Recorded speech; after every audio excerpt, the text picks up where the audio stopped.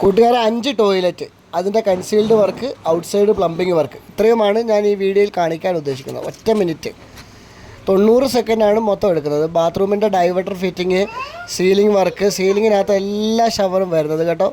ചൂടുവെള്ളം, പച്ചവെള്ളം എല്ലാം നമ്മൾ വാട്ടർ ഹീറ്ററിൽ കൂടിയാണ് കൊണ്ടുവരുന്നത്. ഇത് കിച്ചണിൽ മോഡേൺ സിങ്കിന് വേണ്ടിയാണ് കേട്ടോ. ഇത് നമുക്ക് ഔട്ട്സൈഡ് പ്ലംബിങ്ങിന് ചാനൽ മേടിച്ച് അതിൻ്റെ ചാനൽ അടിക്കാനുള്ള പരിപാടി തുടങ്ങാം. ഇവിടെയാണ് ചാനൽ അടിക്കുന്നത്. 2 സൈഡിൽ ചാനൽ അടിക്കാനുണ്ട്.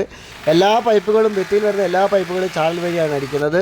8mm റാഡാണ് ഉപയോഗിക്കുന്നത്. ആങ്കർ ബോൾട്ട് ടൈറ്റ് ചെയ്ത് അതിലേക്ക് റാഡ് കട്ട് ചെയ്ത് കണക്ട് ചെയ്ത് ചാനൽ ഫിറ്റ് ചെയ്യുന്ന പരിപാടിയാണ്. എല്ലാ പൈപ്പുകളിലെ ഡ്രോപ്പ് കഴിഞ്ഞാൽ പിന്നെ അടുത്ത പരിപാടി നമുക്ക് ഔട്ട്സൈഡ് കിളയ്ക്കാനുള്ള പരിപാടിയാണ്. നൂല് പിടിക്കുക, നൂല് പിടിച്ച് പൈപ്പ് അടിച്ച് ഇതുപോലെ മാൻഹോൾ കെട്ടാനുള്ളിടത്ത് കെട്ടണം. 4 പൈപ്പ് ഓടിക്ക് മാൻഹോൾ കെട്ടി വെച്ച് വാർപ്പാണ് ഇതൊക്കെ ചെയ്തേക്കുന്നത്. എല്ലാം നല്ല നൂല് പിടിച്ചാണ് ചെയ്തേക്കുന്നത്. അത് കഴിഞ്ഞാൽ പിന്നെ വാട്ടർ ലൈനിൻ്റെ പൈപ്പ് ഓടിക്കുക.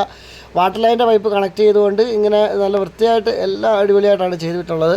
വാട്ടർ ലൈനിൻ്റെ കൂടെ നമുക്ക് റെയിൻ വാട്ടർ ഇറക്കാനുണ്ട്. അതിനിടയ്ക്ക് കൈ പശയൊക്കെ ആയിട്ടുണ്ട്.